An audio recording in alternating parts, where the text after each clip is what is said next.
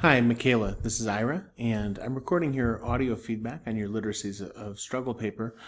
My hope is that this audio feedback will be useful as you move through the final argument that you're making for the final project for the course. So I'm not my commentary on your Literacies of Struggle paper isn't really evaluative for that paper. I think you did a really good job on that. Rather, my commentary is more intended both on the one hand to point out some things that I think you're doing really well, or moments where your way of talking about this is really strong or compelling, and on the other hand to point out some moments where I kind of want to push you to think a little more systematically or consider another perspective. So basically my goal is to share feedback on this Literacies of Struggle paper that's useful to you as you're thinking about how you create your final project, how you write that final argument, and then what it means or what it's for. I might also note a couple things that I think could be useful thoughts about writing in general as I'm going through. So basically, I'm just going to go through and highlight the different moments in the paper as I read back through it once more. So you start off by giving a sort of a rhetorical footing for the term Literacies of Struggle, and specifically articulate terministic screens and rhetorical listening as the base that you're going to use for understanding language in a rhetorical way when you come to define Literacies of Struggle. And you let us know that you're also going to, as you say, further the definition and help remove it from such pure rhetorical theory by turning to Gloria Anzaldúa and Joy Harjo, which I think is great. It's a nice schema.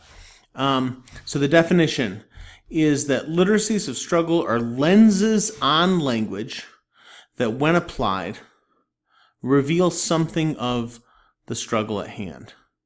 The tools the lens uses to alter the meaning of the work can be definition, redefining, continuity or discontinuity of words connected with historical context, and finding commonalities and differences with the language, all in order to make a point about the struggle at hand. And so this is a way of defining Literacies of Struggle, not so much as ways of talking and thinking and writing and using symbols or creating discourse produced by struggling communities or communities that are engaged in struggles for greater justice, but rather by scholars, really. So it's a hermeneutic lens that we use to study different kinds of discourse, which I think is fair enough. That's I think a legitimate and interesting way of defining it.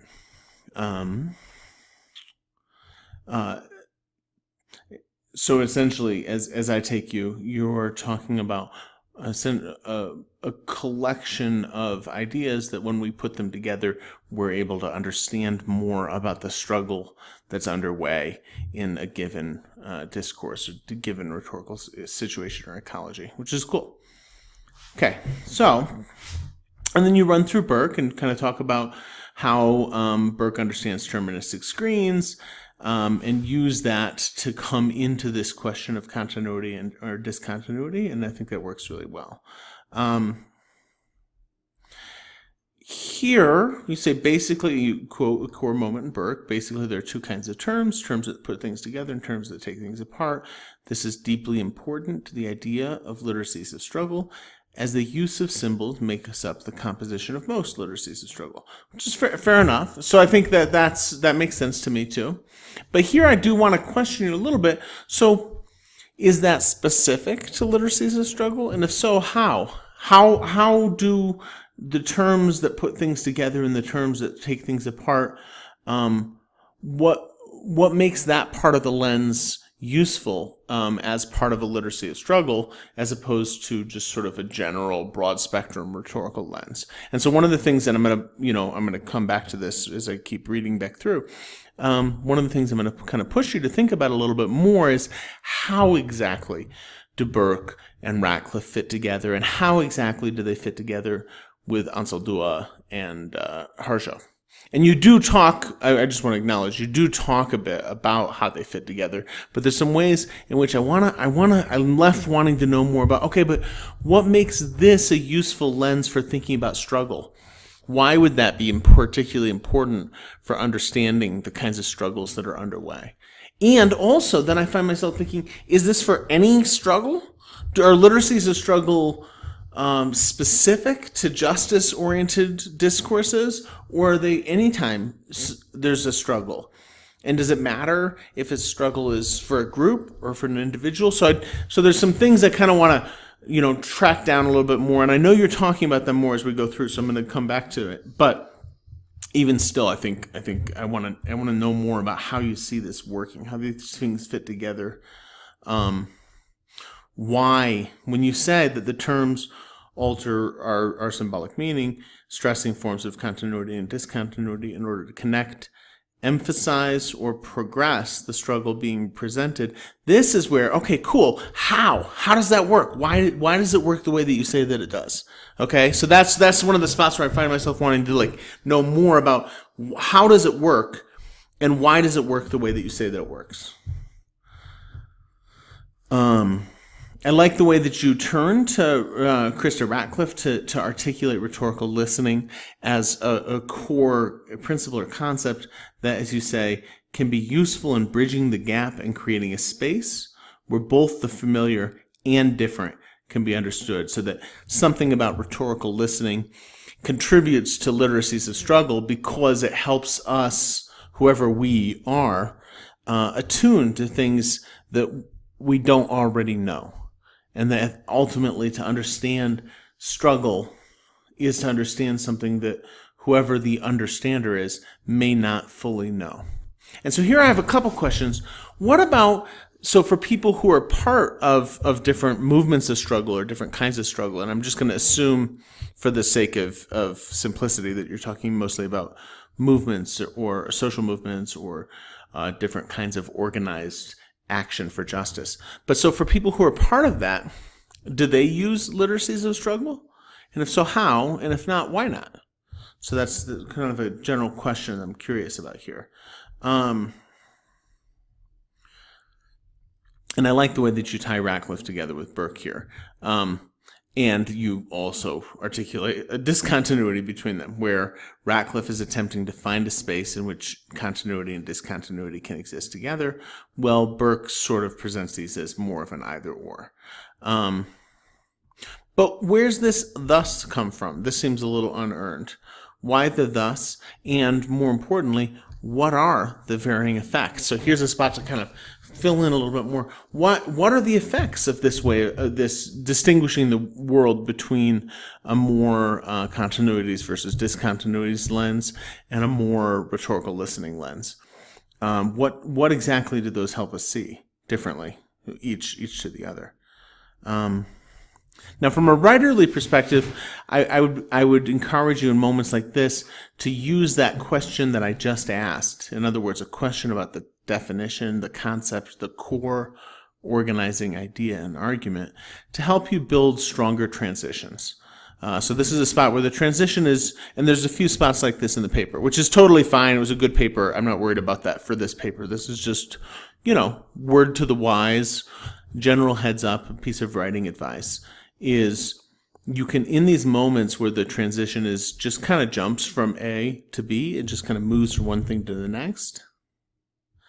You can build a stronger transition by, instead of just going from A to B, going back up to the original thesis, to the original idea, and looking at how these two things connect vis-a-vis the concept of literacies of struggle. So this would be a good spot to come back to the concept itself and work out a little bit more about that concept and use that to help you transition into the next thing, into Ansel Due here. So that's just, again, just kind of a general writing suggestion. And I like this idea that where Burke is doing something at the end of the day that, although he's distinguishing between scientistic and dramatistic modes, his own mode is much more scientistic. And you say this really nicely. So you say, but she, Ansaldúa, also interacts somewhat with the scientistic in her understanding of language. I think that's right. Striving to define the many different literacies she herself has and understand them more dramatistically as reflecting symbolic action. In this way, it is almost right at home with Burke, who thought dramatistically, but was doing at his core scientific work in deterministic screens. I think that's really interesting. So that if I'm hearing you, it's almost like Burke and Ansaldúa are two like mirrors of each other in this particular way with regard to the scientistic and the dramatistic, where Burke is talking about both the scientistic and the dramatistic, but is kind of doing more the scientistic. Ansaldúa is also talking more about the scientistic and the dramatistic, but is herself doing sort of more the dramatistic. She's more seeking to effect some change, and Burke is more trying to explain something. And I'm interested in like what do those two different sides of that coin, these two different ways of thinking, what exactly do they bring differently to the way that we read via a literacies of struggle lens? So if literacies of struggle is a lens for looking at movement rhetorics and other rhetorics where struggle is apparent, how do these two ways of looking help us see different aspects of the struggle and why?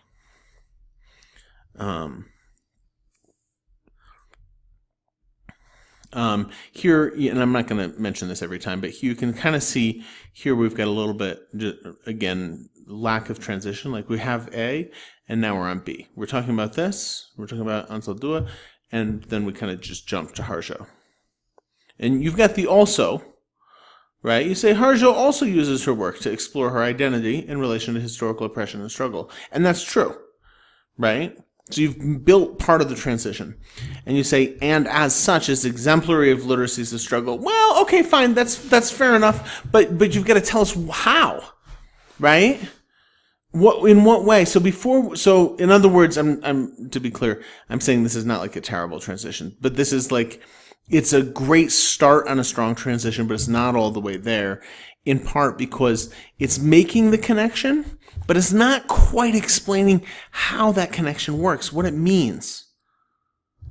What makes her exploration of identity exemplary of literacies of struggle? And to answer that, we've really got to go back to that core defining idea and work it out a little bit more. And I like, I like how you think through each of these different thinkers. And I do like, one of the things I think you do really well is in each paragraph on each thinker, you're kind of trying to tie them back to one another and sort of situate them. And I think that's something it's really strong. It's a really solid piece of your writing. So the thing I'm encouraging you to do isn't because you're not doing something well here, but rather because you can build on that and make it even stronger by not just tying them to one another, but also tying them a little more clearly or a little more deeply to that organizing concept, that organizing definition that functions here as a kind of a thesis almost. Now, when you move from the general definition, you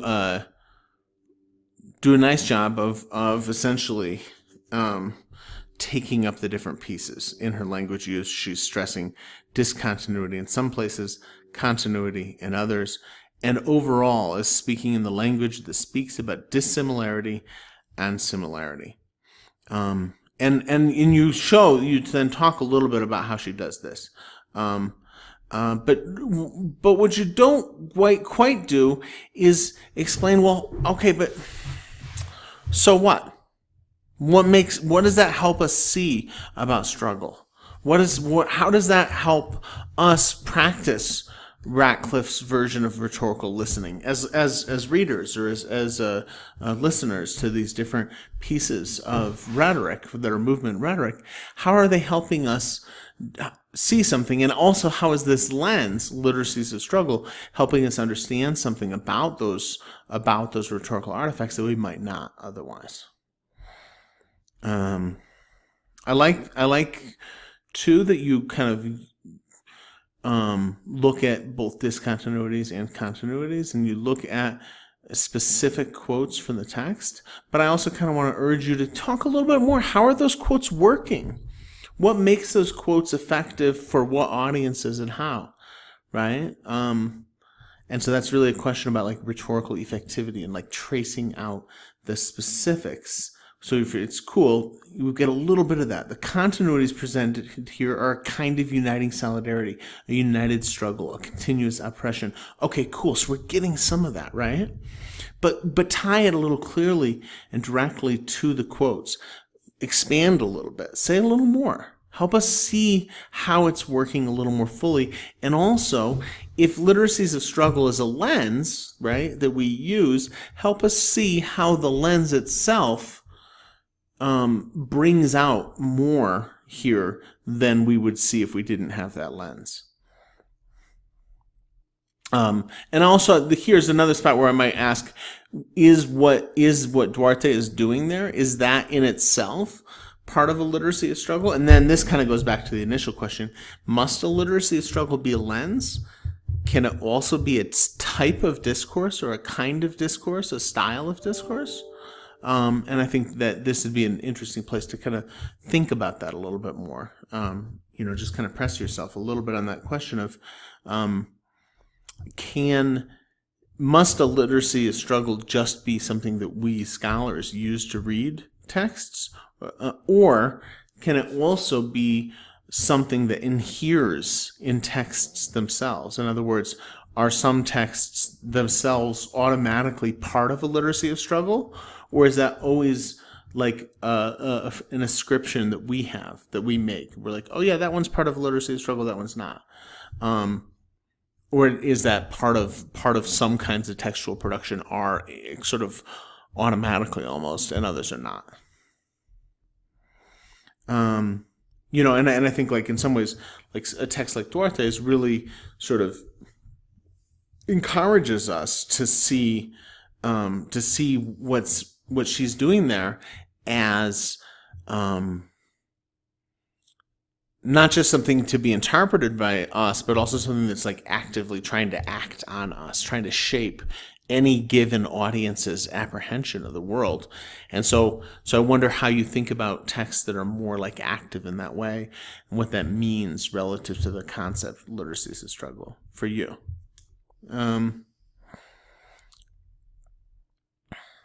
Here with Harjo, I think this is a little, it's a cool idea, but you haven't quite worked it out.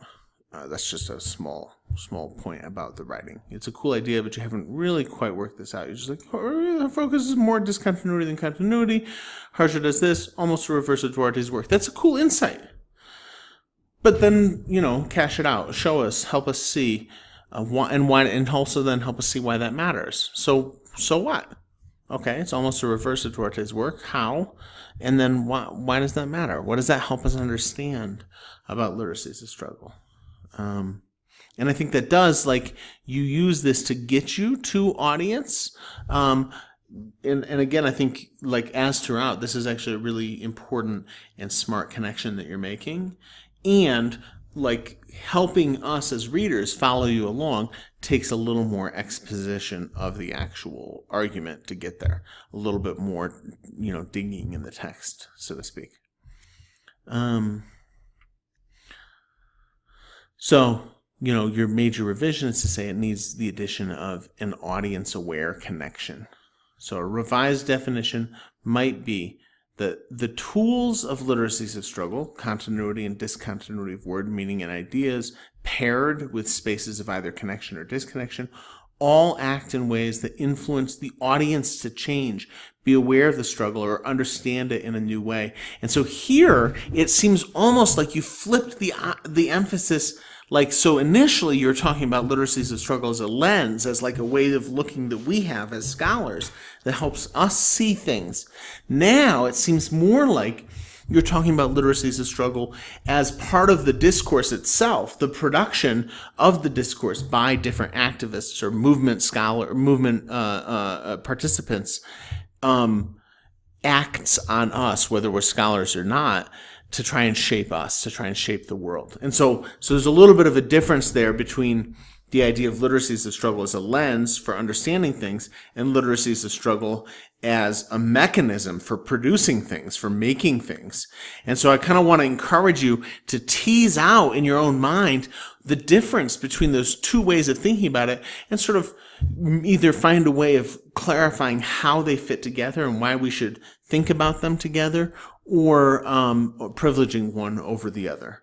That's something I think doing that will be helpful, I hope, in thinking about what you're up to in the final project and why, and what it is that the argument you're making is doing vis-a-vis literacy as a struggle. So I hope these comments are helpful, partially for that final project, but also partially for just thinking about what we've been up to, what we've been doing together in this course, and the work that you've done, and how you can keep thinking about these things going forward.